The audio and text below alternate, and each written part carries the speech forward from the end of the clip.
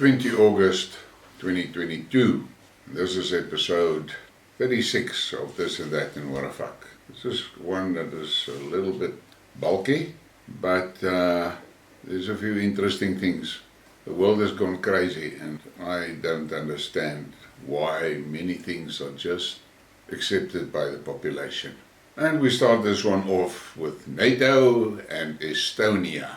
Now those three little Balkan countries sitting there at the top, they have taken some stupid pills, it seems to me. But this one should make the citizens of Estonia quite happy. To the war on Cruisak, the Estonian authorities intend to seize luxury SUVs in the event of a declaration of martial law. The Department of Defense Resources has warned the owners of large cars about their inclusion in the reserve list of the Defense Forces. According to the publication ST Express, we are talking about cars of the N1G category, SUVs weighing no more than 3.5 tons, such as Toyota Hilux, Toyota Land Cruiser, BMW X5 and X6, Audi Q7 and other SUVs. If martial law is declared, a fully fueled vehicle must be delivered to the place indicated in the agenda and handed over to the Defense Forces. And this could actually have been a what a fuck. But I hope those citizens are happy. They will own nothing and be happy. They won't have SUVs and be happy. And here's a little bit of a snippet from the Russian Defense Minister. Special operation dispelled Western superweapon myth, says Shoigu. And I think it is correct.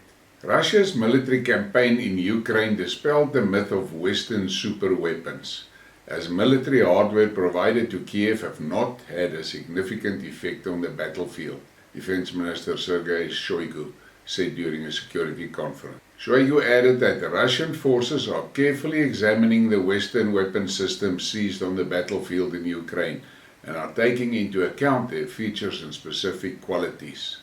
And more from Shoigu.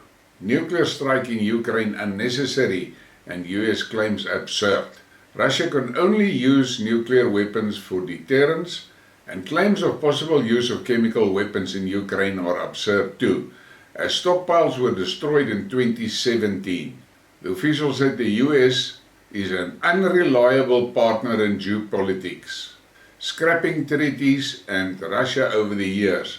American statements that claim Russia has to earn the right to continue dialogue with the US are beyond the pale.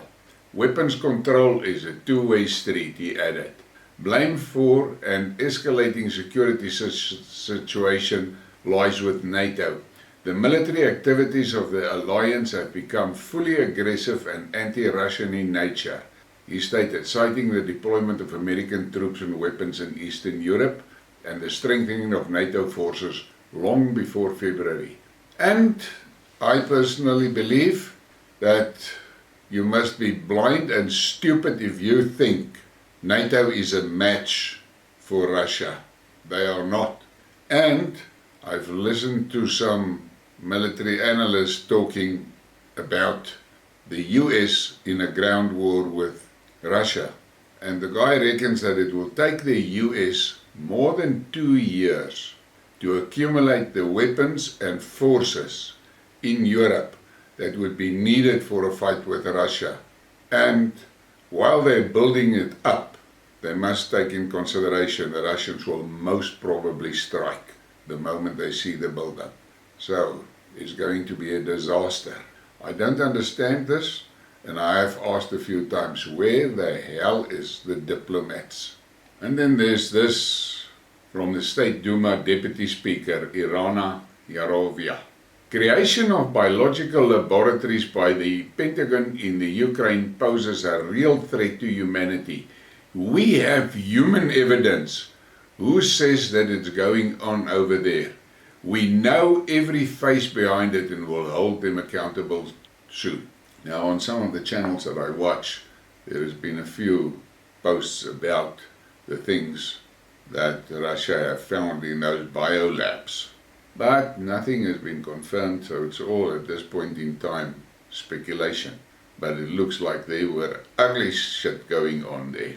And then we come to Putin talking about sanctions. Putin on US actions toward Russia and China.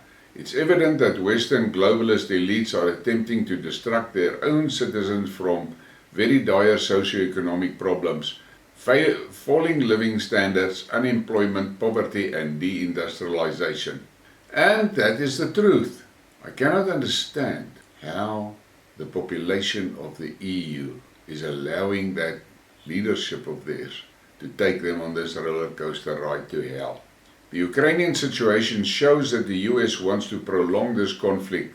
This is just what they do in provoking the potential for conflict in Asia, Africa and South America. As we know, recently add fuel to the fire in the Asian Pacific region at Pelosi. The US adventure to Taiwan is not just the actions of one irresponsible politician. It's a conscious and targeted strategy of the US to destabilize and chaoticize the region and the world. It is a rude demonstration of their disrespect toward other countries' national obligations. We see in Pelosi's visit a thoroughly planned provocation. It's evident that Western globalist elites are attempting to distract their own citizens from the very dire socio-economic problems, living, unemployment, poverty and deindustrialization. They would like to blame their own faults onto other countries, Russia and China, who are standing up for their own point of view, who are building a sovereign policy that does not bow to the tactics of the transnational elites. And it's interesting that Putin is more and more talking about the globalists and the elites and all that in his speeches lately. He never did that before. And here is that text a little bit better if you want to read that. And then there's this command. Putin is doing more for us than we've done for ourselves. The benefits of him undercutting US hegemony will be very indirect. But when our leaders can no longer control the world, get sanctioned and have to build up the home front, it will help us. And I have got a funny feeling that there's a lot of people in Europe that are slowly but surely beginning to understand that Putin was right in taking this globalists on. Blame your enemy for your own wrongdoings is one of the most important deep state strategies. They blame Putin for their own sanctions to backfire miserably. Blame the other guy. What about the other guy, aka whataboutism? Yeah, and that is what is going on. The West has committed economical suicide with the sanctions against Russia. And then we get this. The Slovalco plant, which is the largest aluminium producer in Slovakia and one of the most significant enterprises in the industry in the EU countries, will stop aluminium production in September due to a sharp increase in cost of electricity, the Bratislava newspaper Pravda. And this is how it's happening. And those fucking greenies are having it their way. They are deindustrializing Europe. I just want to know, what the hell are the people going to do for a living and an income? Because jobs are going to disappear and evaporate. Goods are going to disappear. Where are they going to get these things if they don't make it themselves anymore? Where? But Schwab said, by 2030 you will own nothing and be happy. It seems to me the Europeans are going to test that thing of owning nothing and being happy first. And then there is this little bit of irony. A wonderful Pole walked through a supermarket in Russia. He says that they lie in Poland about empty shelves. Everything is there. No consequences of the sanctions are visible. And then there's a shot of a full packed shelf in a Russian supermarket. Due to anti-Russian sanctions, Europe will have to buy aluminium from Russia. Slovak plant in Slovalco announced that due to high electric prices, it's ceasing aluminium production. And there you have it. Another little fallout from their sanctions war. And then we have this. And it's maybe important to listen and think about this. OPCW whistleblower scandal grows. Staffers found strong evidence that Syrian government did not carry out a chemical weapons attack in Douma. But they, along with their findings, were silenced. New leaked documents tell the story in fuller detail. And we know that three-letter cretins They were behind this and trying to blame the Syrian government. And then we've got that Ben Wallace again. An absolutely idiotic increase in rates by the captains of degrading capitalism from the former British Empire, which could eventually lead to Poseidon, and it's not a joke. The UK has applied to fly its RC-135 reconnaissance aircraft over Russia. This is nothing but a deliberate provocation by London. The Russian aerospace forces have been tasked with preventing violations of aerospace. And you see, this is how they do it. Don't be surprised if we wake up one morning and London is smoke and ashes and more. London planning the destruction of the bridge. Plans have been drawn up between Ukraine and Britain to strike the crossing which connects Russia and Crimea, according to lawmaker Alexei Goncharenko. As Medvedev said, that will be the end of London and Kiev in minutes. And I think the Western world better take note, because if I was in charge in Russia and they do something stupid like that, I will definitely send them a gift. The Ukrainian troops are training in North Yorkshire, and they are only some of the hundreds of Ukrainian troops who are taking part in a military training program running across the UK. North Yorkshire tells me this ain't winding Putin up. Boris, it seems, is poking that bear. And this is the truth. The UK, I don't know what the fuck is going on there, but they are definitely, it seems to me like they've got a death wish. And here's a little bit of something to think about. We'll listen, keep it in mind. We are talking about Britain. The new Miss Manchester has been crowned, and she's related to Bob Marley. I've got nothing against that girl, but this is Britain. This could actually be a warafa. And then we've got this Ukrainian foreign minister, Galuba. I've got a bad feeling some Western countries are impatiently tapping their watches in anticipation of Kiev's surrender to Russia, so that the Ukraine problem can resolve itself, as Western politicians won't stop asking him, how much longer will you last? With Western restlessness rearing its head as Europe and the US bear the brunt of their own sanctions against Russia. I don't know. I'm still asking, and I've asked it many times, what the hell is there in the Ukraine that the West are so desperately trying to cover up? Guterres' office announced the visit of the UN Secretary to Ukraine. On Thursday in Lviv, he will meet Zelensky and Erdogan. On Friday, he will go to Odessa. Advisor to the head of Zelensky's office, Mikhail Podolak, in an interview with The Guardian, announced Kiev's plans to destroy the Crimean bridge. He called the facility illegal and of great military importance to Russia. Such objects should be destroyed. This oaks, I don't think they realize what the hell they are trying to unleash. And then there's this little bit of trivia. 1 week shipment from the grain corridor. 10 ships carrying 305,000 tons of cargo have set sail.